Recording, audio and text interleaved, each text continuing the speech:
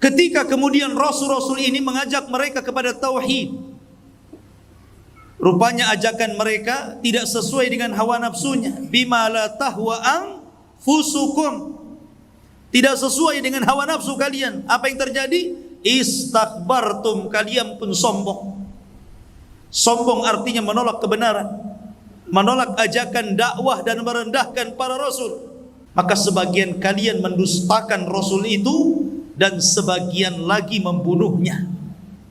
Bismillahirrahmanirrahim. Dengan menyebut nama Allah yang Maha Pengasih lagi Maha Penyayang.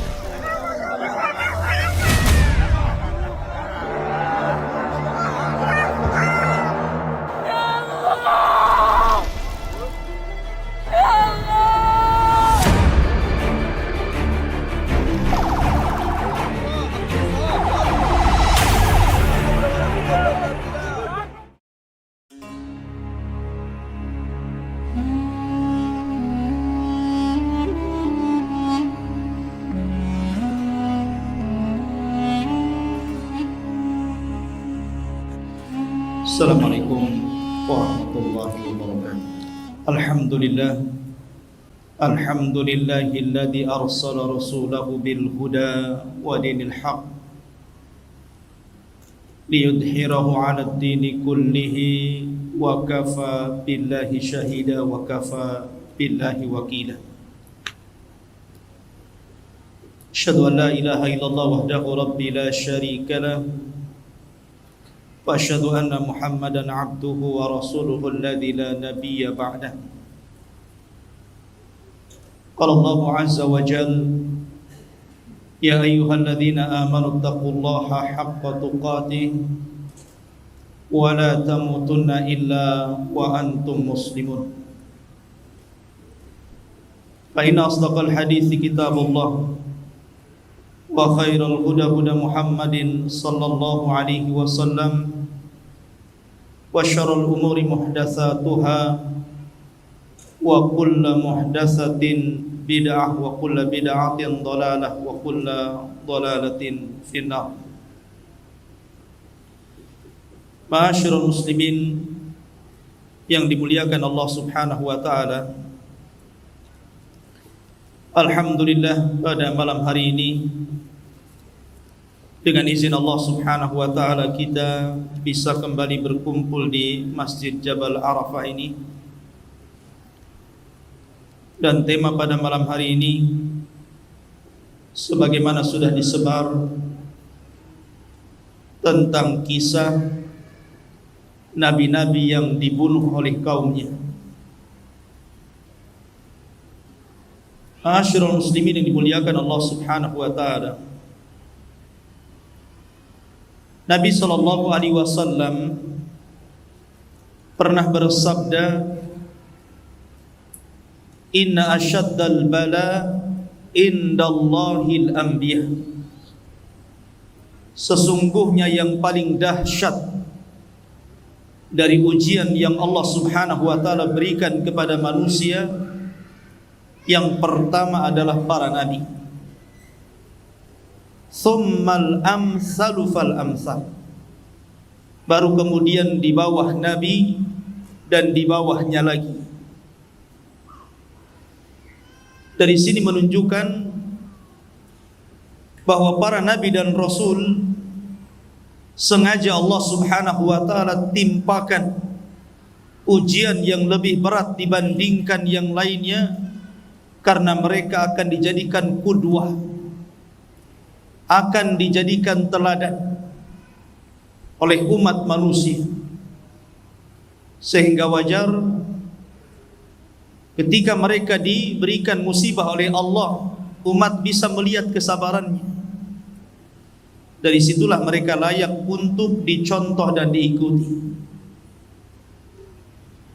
Ma'asyiral muslimin yang dimuliakan Allah Azza wa Jalla, tetapi dengan hikmah yang Allah Subhanahu wa taala berikan kepada manusia,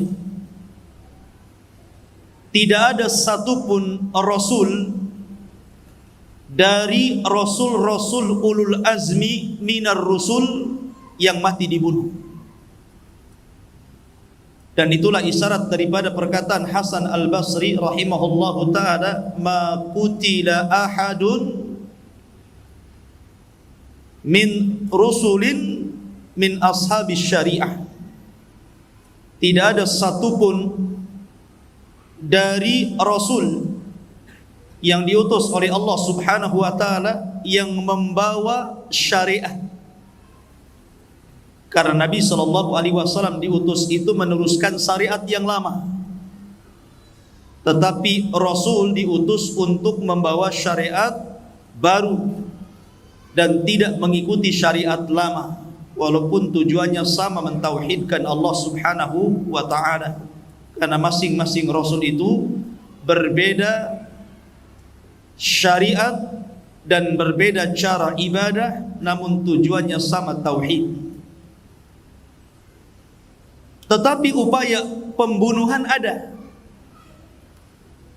baik itu terjadi kepada Nuh alaihi salatu wassalam, baik kepada Ibrahim, Musa, Isa, bahkan Rasul sallallahu alaihi wasallam, upaya pembunuhan sudah ada.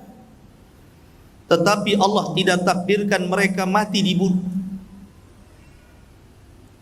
Nuh alaihi salatu wassalam sampai mengatakan, Rabbi inni maghlubun fantasir. Ya Rabb, aku hampir-hampir terkalahkan. Karena ketika itu kaumnya Nuh alaihi salatu wassalam sudah mulai membidik Nuh alaihi salatu wassalam untuk dibunuh. Sudah jadi target. Makanya dia mengatakan fantasir, tolong aku. Maka Allah Subhanahu wa ta'ala menolong Nuh alaihi salatu wassalam. Maka Allah Subhanahu wa ta'ala turunkan banjir bandang yang sangat besar, yang kemudian meluluh lantakkan seluruh kaumnya. Yang selamat hanya Nuh dan sedikit pengikutnya.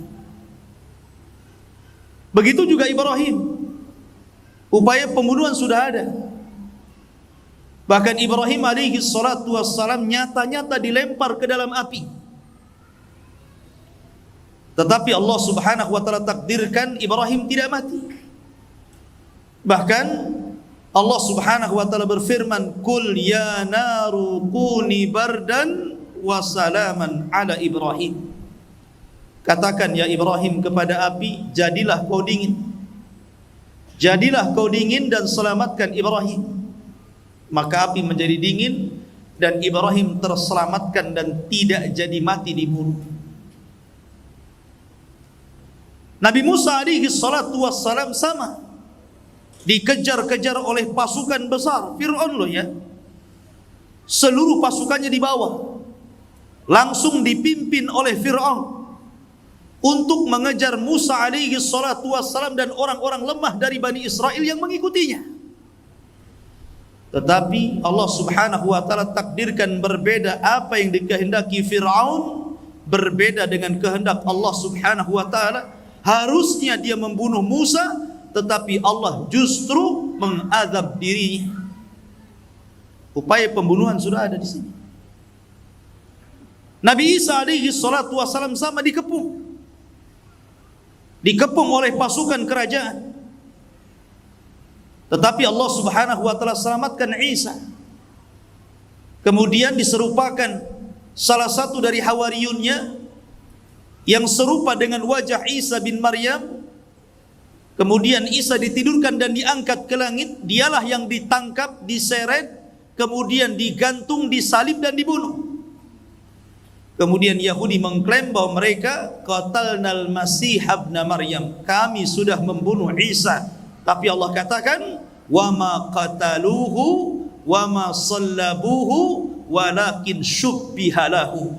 Mereka tidak membunuhnya, mereka tidak menyalibnya, bahkan yang dibunuh dan disalib itu yang diserupakan dengannya, kata Allah.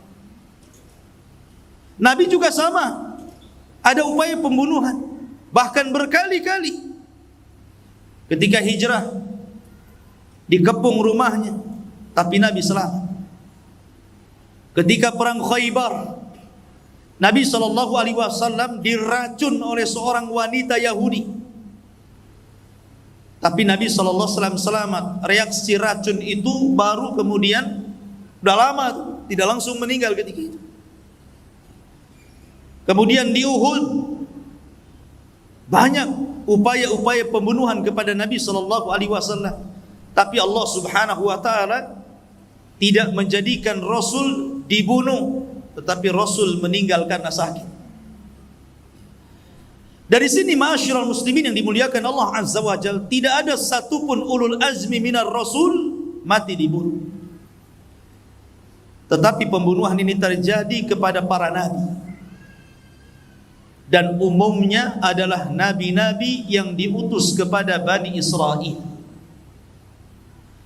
Allah Subhanahu wa taala berfirman, "Awa kullama ja'akum rasulun bima la tahwa anfusukum mustakbartum fafariqan kadzabtum wa fariqan taqtulun." Setiap kali datang kepada mereka Bani Israel seorang rasul, terkadang diutus itu bukan satu daerah satu rasul, terkadang ada yang 2 rasul satu daerah, ada yang 3 rasul satu daerah. Ketika kemudian rasul-rasul ini mengajak mereka kepada tauhid, rupanya ajakan mereka tidak sesuai dengan hawa nafsunya. Bima la tahwa anfusukum, tidak sesuai dengan hawa nafsu kalian. Apa yang terjadi? Istakbartum, kalian pun sombong. Sombong artinya menolak kebenaran, menolak ajakan dakwah dan merendahkan para rasul. Fafariqan kadzabtum wa fariqan taqtulun. Maka sebagian kalian mendustakan rasul itu dan sebagian lagi membunuhnya. Sebagian mendustakan. Seperti dalam surah Yasin, Allah Subhanahu wa taala berfirman, "Wadrib lahum mathalan ashabal qaryati id ja'ahal mursalun."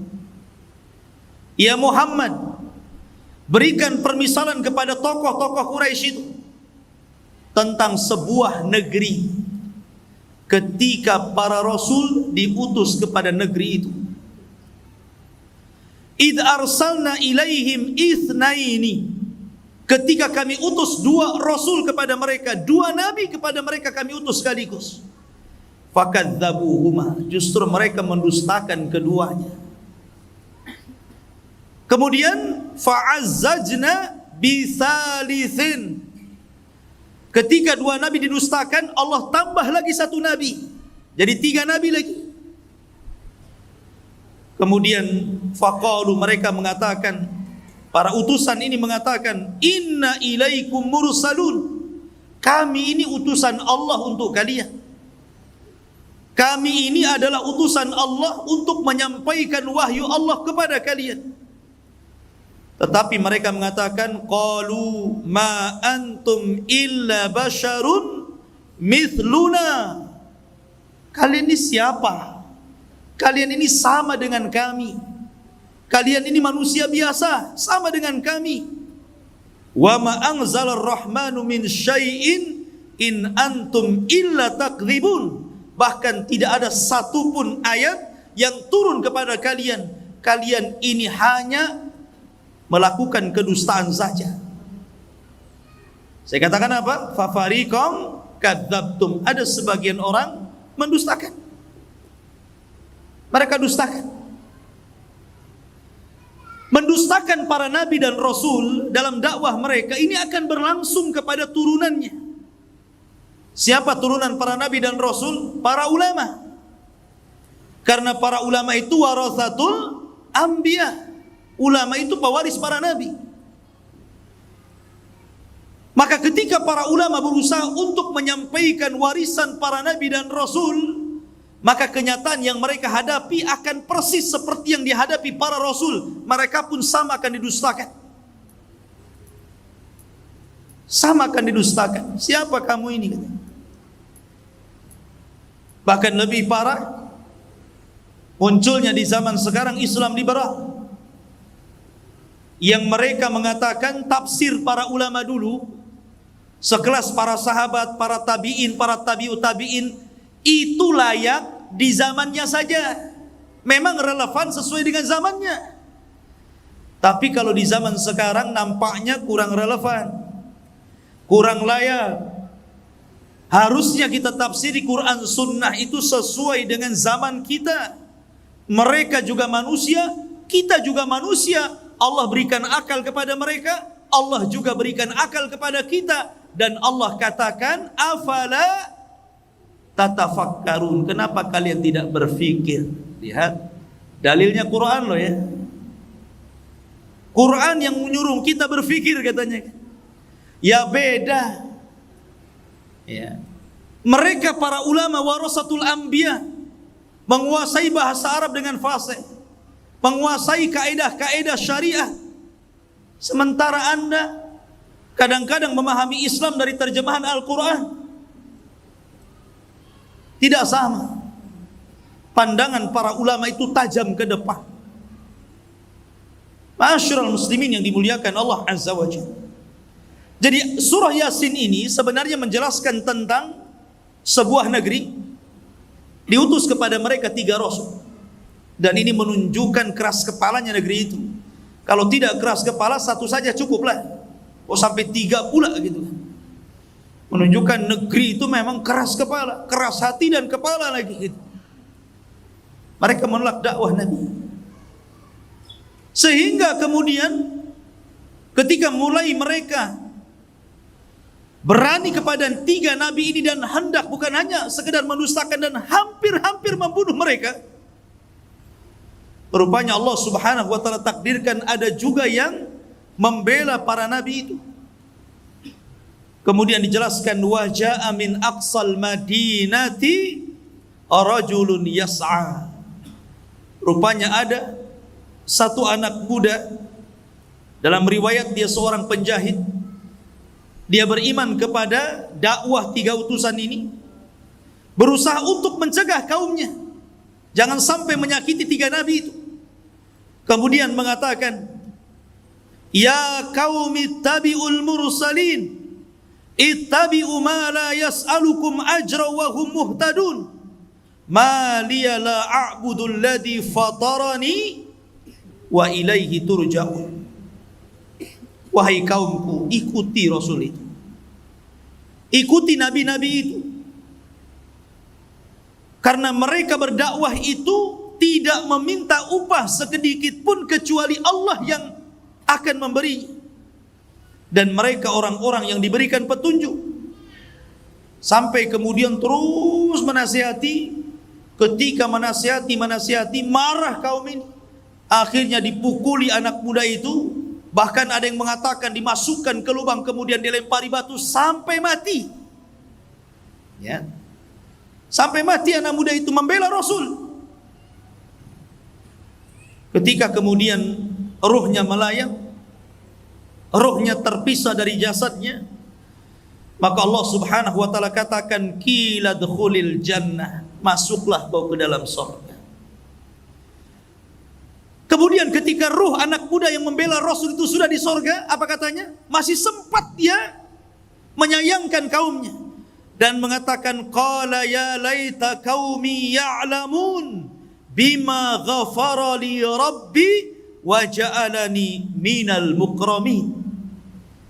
Dia mengatakan, duhai seandainya kaumku mengetahuinya tentang dosa-dosaku yang Allah ampuni aku, dan Allah jadikan aku hamba yang mulia karena dimasukkan ke dalam surga.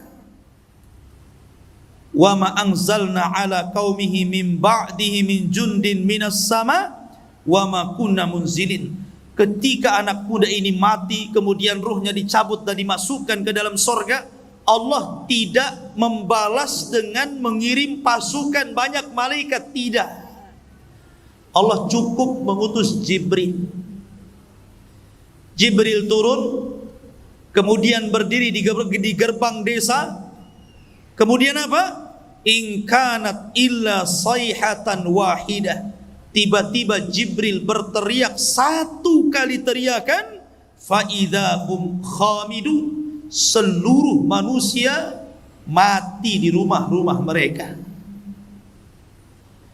Jadi ada rasul-rasul itu fariqan kadzabtum, ada rasul itu yang didustakan, dan hampir semua para nabi dan rasul didustakan. Nabi saja dikatakan gila, dikatakan sahir, dikatakan syair, macam-macam, didustakan kaumnya. Tetapi ada juga fariqan taqtulun, ada sebagian nabi itu yang dibunuh oleh kaumnya. Bahkan nabi yang dibunuh ini bukan 1-2 nabi, ribuan para nabi dibunuh. Karena Allah Subhanahu wa taala mengutus para nabi ini banyak, 120.000 nabi yang diutus Allah Subhanahu wa taala ke permukaan bumi, dan ribuan nabi itu kebanyakan diutus kepada Bani Israel. Bahkan Imam Ibnul Qayyim rahimahullahu taala pernah berkata, pernah kemudian dikisahkan dalam satu waktu 80 nabi dibantai. Bahkan ada juga azhar yang saya baca, wallahu alam riwayatnya, pada masa Nabi Ilyas alaihi salatu wassalam 10.000 nabi dibantai. Dan yang ingin saya ceritakan, yang menarik kita ceritakan tentang pembunuhan para nabi dan kaumnya ini, adalah seorang nabi, dari anak seorang nabi, anak dan bapak dua-duanya dibantai. Ma'asyiral muslimin, siapa nabi itu? Pertama Zakaria dan putranya Yahya, dua-duanya dibantai. Bagaimana kisahnya? Ma'asyiral muslimin yang dimuliakan Allah Subhanahu wa taala, kita tahu bahwa kalau kita cerita tentang Nabi Zakaria ataupun Nabi Yahya, berarti kita terbayang dengan Baitul Maqdis. Karena kedua nabi ini adalah orang yang memakmurkan Baitul Maqdis, hidup di zaman Nabi Isa alaihi salatu wassalam. Karena kelahiran Yahya itu hanya beda 3 bulan dengan Nabi Isa. Yahya dulu baru Isa. Artinya bahwa ketika itu hidup 3 nabi, Zakaria, Yahya, Isa. Tetapi berbeda-beda daerah. Kalau Yahya itu ditugaskan di Urdun, mungkin sekarang disebut dengan Yordania, masih daerah Syam. Ma'asyiral muslimin yang dimuliakan Allah Azza wa Jalla, kematian Nabi Yahya ini adalah kezaliman penguasa. Kezaliman penguasa. Padahal Nabi Yahya alaihi salatu wassalam ini orangnya baik. Perhatikan sifat-sifat yang Allah berikan kepada Yahya. Allah menyebutkan dalam Al-Quran, dalam surah Maryam ayat 12 sampai 14. Ya Yahya, khudhil kitaba biquwwatin wa atainahul hukma sabiyyah. Wahai Yahya, ambillah kitab itu, maksudnya Taurat, dengan kuat, dan kami berikan kepada Yahya itu kebijakan dalam menyampaikan hukum sejak kecil. Artinya Yahya itu sudah diangkat menjadi nabi sejak kecil.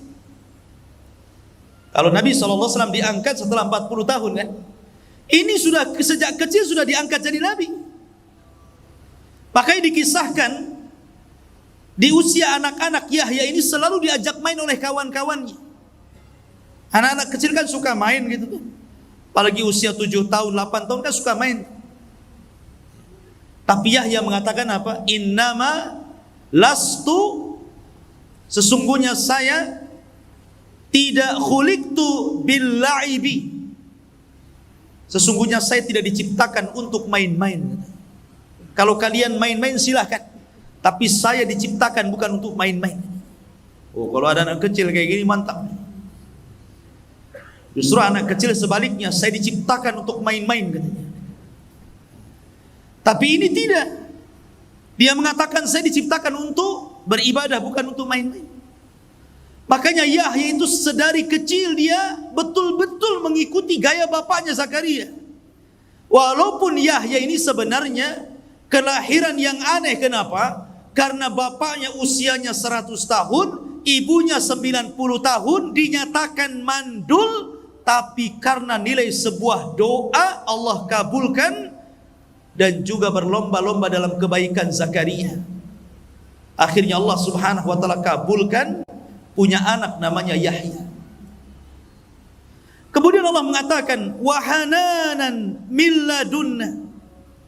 Kami berikan hanan.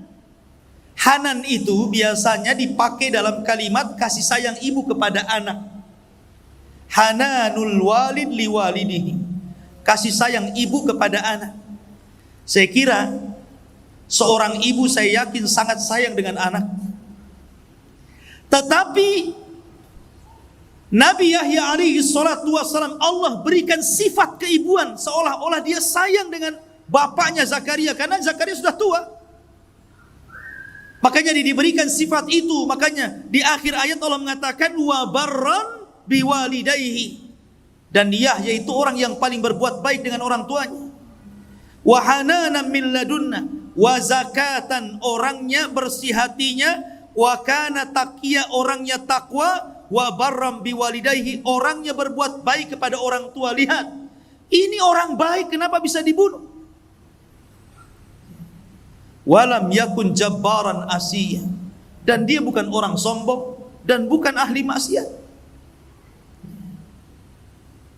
Dari sini ikhwatu fillah muliakan Allah azza wa jalla. Makanya heran ketika Nabi Isa alaihi salatu wassalam dihabarkan tentang kematian Yahya yang sangat sadis, dia pun sedih dan terus menangis atas kematian Yahya itu.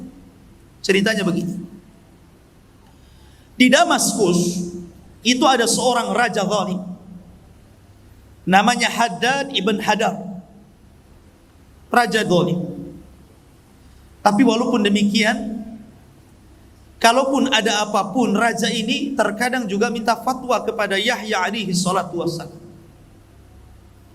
Allah takdirkan dia suka dengan salah satu wanita. Sayangnya wanita ini masih mahramnya, sehingga dalam syariat Yahya haram, tidak boleh menikah dengan orang yang ada hubungan mahram.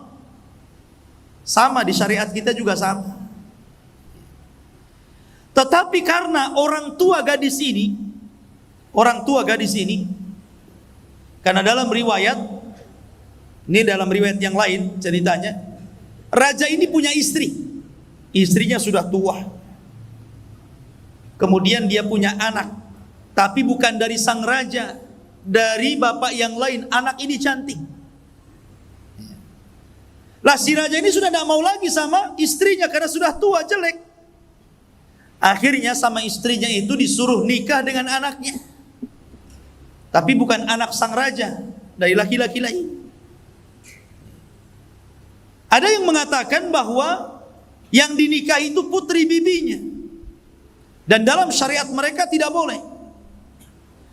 Kemudian akhirnya karena ibundanya ini sangat rakus kekuasaan, sangat rakus dengan kekayaan, sangat ingin menguasai kerajaan, akhirnya dia dorong terus putrinya supaya nikah dengan raja. Disuruh dandan cantik-cantik, disuruh ngerayu.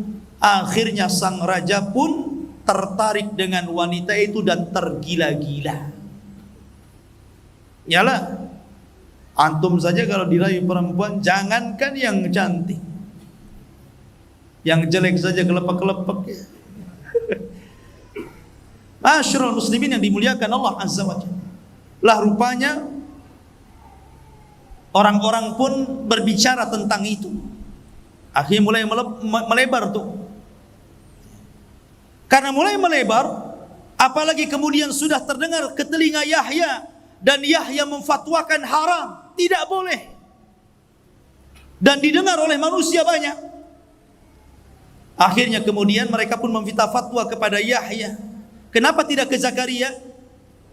Karena Yahya itu dikenal kelembutannya. Dia nggak mau ke Zakaria, ke bapaknya, dia mau ke anaknya. Tapi namanya hukum tidak kenal keras atau lembut. Kalau haram ya haram. Mau ngomong haram ataupun haram, sama saja. Itu kan hanya kata teriak dengan kata lembut saja kan. Tetap saja haram. Kemudian akhirnya karena sudah diharamkan oleh seorang nabi, wanita ini kemudian tidak mau dinikahi. Tapi sang raja sudah tergila-gila masalahnya. Dia tetap ingin mau menikahi wanita itu. Disinilah dimainkan oleh siasat wanita busuk itu. Kata wanita ini, baik, kalau engkau menginginkan diriku menikah dengan diriku, maka maharnya kepala Yahya bin Zakaria. Syaratnya itu. Karena raja sudah tergila-gila, macam mana kan? Maka dia pun mengutus pasukan untuk mendatangkan kepala Yahya bin Zakaria. Datanglah pasukan besar. Dalam riwayat bahwa Yahya itu dibunuh sedang berada di Baitul Maqdis dan sedang sholat dalam mihrab. Pasukan ini datang. Kemudian ditangkap, betul-betul dimutilasi. Dipotong kepalanya. Kemudian kepalanya dibawa dan diletakkan di piring emas. Kemudian dibawa ke istana. Sementara jasad Yahya ini dikirimkan kepada ayahnya Zakaria yang sudah tua renta. Anda bisa bayangkan. Tiba-tiba Anda sudah tua, dikirimkan jasad anaknya tanpa kepala. Tentu sedih Zakaria ini. Akhirnya kemudian kepalanya ini dibawa ke istana. Sampai di istana, di situ ada sang raja, di situ ada wanita fajirah, di situ ada ibundanya yang haus kekuasaan. Prajurit pun datang dan meletakkan kepala Yahya di atas bejana emas, kemudian disuguhkan kepada sang raja. Oh, wanita ini tertawa, senang. Keinginannya menjadi sebuah kenyataan. Tetapi Allah Subhanahu wa taala berfirman, "Wala tahsabannallaha mukhlifa wa'dihi rusulah. Innallaha azizun dzuntiqam." Jangan kira Allah Subhanahu wa taala tidak pernah memberikan janji-janji kepada para utusannya. Sesungguhnya Allah kalau sudah menimpakan azab, maka Allah akan timpakan dengan sangat keras. Dan Allah juga berfirman, "Wala tahsabannallaha ghafilan amma ya'malu zalimun." Jangan kalian sangka Allah lalai dari perbuatan zalim kalian. Tidak, Allah tidak pernah lalai. Man 'adali waliyan faqad adzantuhu bil harbi. Siapa yang memusuhi wali-waliku, maka dia sudah ngajak perang bersamaku, kata Allah Subhanahu wa taala.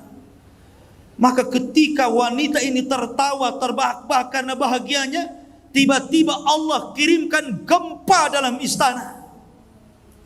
Bergegar istana itu. Rupanya tanah yang diinjak wanita itu terbelah, akhirnya wanita itu terperosok, sedikit demi sedikit masuk jasadnya, sehingga ketika sudah sampai kepala, tiba-tiba bumi itu merapat dan menjepit kepalanya. Sampai di sini, tinggal kepalanya saja. Maka orang-orang pun berteriak, "Apa yang kalian lakukan? Yang kalian bunuh ini seorang yang saleh, seorang nabi. Kenapa kalian bunuh?" Kama tadinu tudan. Sebagaimana kalian sudah memenggal orang ini, penggal kepala wanita itu. Penggal kepala wanita itu. Maka lekaslah para prajurit mengambil pedangnya dan menebas kepalanya. Kemudian membawanya. Al jaza min jinsil amal. Sebagaimana dia sudah menebas kepala Yahya, maka sekarang dia ditebas kepalanya. Ma'asyiral muslimin, selang beberapa waktu dari peristiwa itu, kemudian orang pun membicarakan tentang kematian Yahya. Datanglah pasukan besar. Pasukan yang dipimpin raja yang paling zalim di dunia, Bukhtun Nasr. Dan sering saya katakan, di dunia ini hanya ada 4 raja yang pernah menguasai sebagian besar dunia. 2 mukmin, 2 kafir. Sulaiman dan Dzulqarnain mukmin. Namrud dan Bukhtun Nasr. Ini dua-duanya raja zalim. Selang beberapa waktu setelah pembunuhan Nabi Yahya, datang pasukan Bukhtun Nasr, kemudian menghancurkan negeri Damaskus dan membunuh 75,000 75.000 manusia dibantai. Lihat. Dan itu Allah Subhanahu wa taala isyaratkan dalam Al-Qur'an. Allah Subhanahu wa taala berfirman, "Wa qadayna ila bani Israil fil kitab la tufsidunna fil ardi marrataini wa la ta'luwanna uluwan kabira."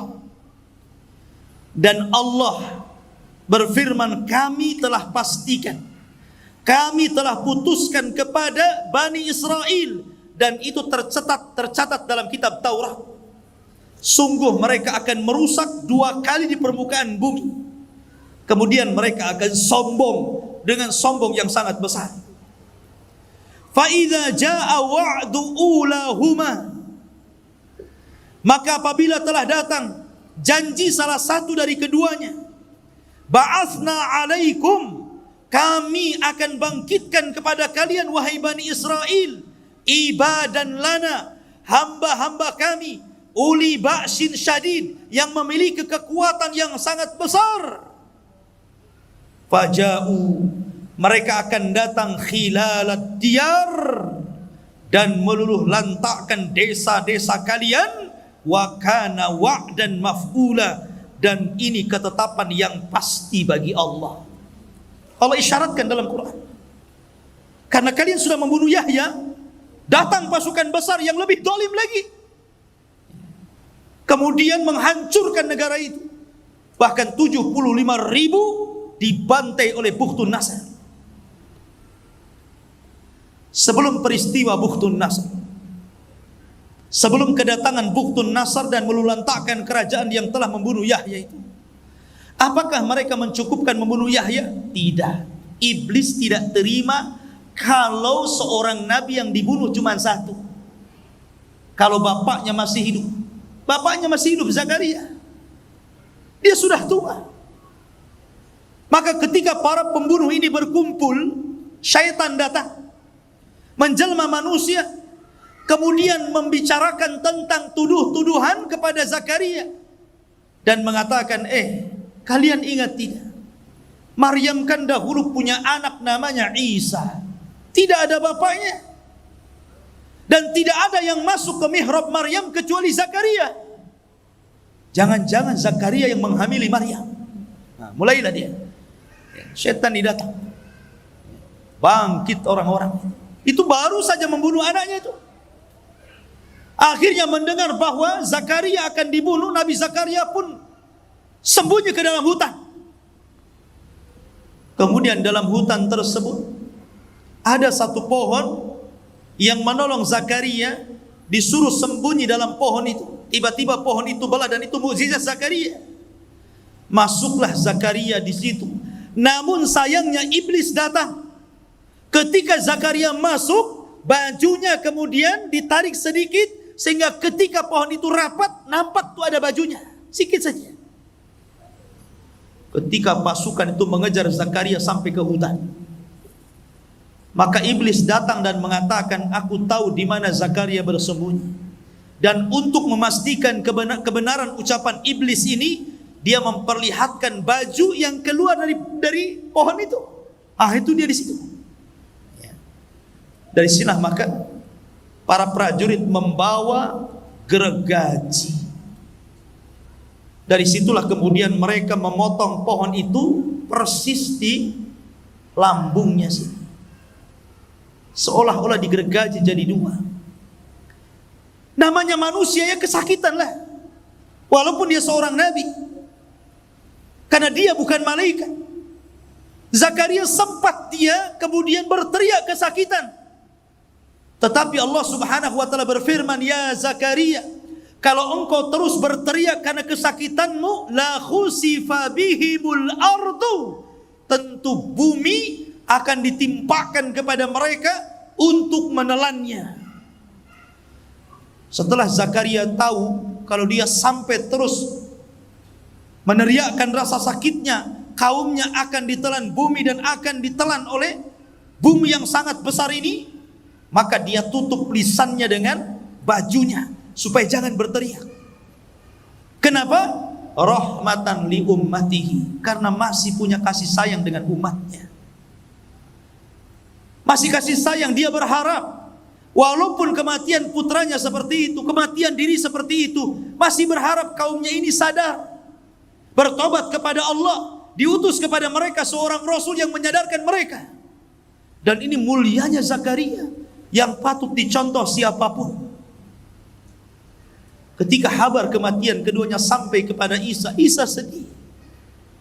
Rupanya, apakah sampai kematian Zakaria selesai? Tidak. Mereka pun membidik Isa. Akhirnya mereka mengirim pasukan. Jadi ini bukan semata-mata mahar wanita itu. Di balik itu ada kekuasaan politik. Sudah bukan cerita mahar lagi. Ini cerita politik di dalamnya. Memang dari dulu mereka benci para nabi dan rasul. Maka mereka mulai membidik Nabi Isa bin Maryam. Mereka kirim pasukan. Tapi Allah takdirkan Isa tidak sebagaimana Yahya dan Zakaria. Isa Allah Ta'ala, karena dia adalah pembawa syariat baru, bukan seorang nabi. Allah harus menjaga syariatnya, jangan sampai terputus dan tidak sampai kepada umatnya. Maka Isa tetap tidak dibunuh, dan Allah angkat yang dibunuh orang yang diserupakannya. Barulah setelah kejadian itu semua, karena begini, rusaknya Bani Israel itu setelah wafatnya Zakaria, yang sebelumnya putranya Yahya, itu menjadi rusak tuh Bani Israel itu. Makanya kerusakan itulah didatangkan Bukhtun Nasr. Bukhtun Nasr inilah yang kemudian menghancurkan Syam, Damaskus, sampai kota Palestina ini dihancurkan semuanya. Sampai 75.000 dibantai, anak-anak, wanita, orang tua, semua dibantai, tidak dibiarkan hidup. Dan orang-orang Yahudi yang berhasil lari tidak banyak, yang berhasil ditangkap jadi budak, jadi budaknya Bukhtun Nasr. Dan itu Allah hinakan, sehingga Allah Subhanahu wa taala berfirman, innalladzina kafaru, innalladzina yakfuruna biayatillah wa yaqtuluna an-nabiyyina bighairi haqqin wa yaqtuluna alladzina ya'muruna bil qisti minan nas fabashshirhum bi'adzabin alim. Sesungguhnya orang-orang yang kufur dengan ayat-ayat Allah dan membunuh para nabi tanpa ada sebab yang benar, dan membunuh orang-orang yang memerintahkan keadilan dari manusia, kabar gembirakan kepada mereka dengan azab yang pedih. Dalam ayat yang lain, tadi Al-Imran ayat 21, dan Allah mengatakan dalam surah Al-Baqarah 61, wa dzuribat alaihimudz dzillatu wal maskanatu wa ba'u bi ghadabin minallah. Ditimpakan kepada mereka Bani Israel kehinaan, kenistaan, kemurkaan dari Allah. Kenapa? Dzalika bi annahum kanu yakfuruna bi ayatillah, karena mereka kufur dengan ayat-ayat Allah. Wa yaqtuluna an-nabiyyina bighairil haqq, dan mereka membunuh para nabi tanpa sebab yang benar. Allah timpakan kehinaan kepada mereka. Ikhwan, dan sampai hari ini orang-orang Yahudi itu memang seperti itu. Mereka bangga dengan membunuh para nabi itu, mereka bangga, sangat bangga. Dan Allah mengatakan, la tajidanna asyaddan nas adawatan lilladzina amanul yahud. Tidak ada manusia yang paling keras permusuhannya kepada orang-orang yang beriman melebihi orang-orang Yahudi. Tidak ada. Orang-orang Yahudi itu, mereka memang menghalalkan darah di luar kelompok mereka, di luar agama mereka. Walang tarda ankal yahud walan nasara. Tidak akan ridho orang-orang Yahudi. Yahudi dulu baru Nasrani. Kepada siapa? Kepada kita. Hatta tattabi'a millatahum, sampai kita tunduk dengan ajaran mereka. Tidak, kita tidak mau tunduk. Dan di akhir zaman Nabi SAW mengisyaratkan bahwa kita akan berperang melawan mereka, karena mereka adalah para pengikut Dajjal. Dajjal diikuti 70.000 Yahudi Asfahan. Dan kelak karena mereka sudah membunuh para nabi, Isa bin Maryam akan bangkit membunuh Dajjal dan pasukannya akan membunuh mereka. Ma'asyiral muslimin yang dimuliakan Allah Azza wa Jalla. Dan banyak lagi kisah-kisah para nabi. Ini yang masyhur kita ceritakan, karena nabi-nabi itu banyak diceritakan, ribuan para nabi. Cuman sayang 25 nabi dan rasul yang 18 nama disebut dalam surah Al-An'am dan lebihnya di surah-surah yang lainnya, itu pun tidak secara detail Al-Quran menceritakan. Ada sebagian nabi yang disebut nama tapi tidak ada ceritanya.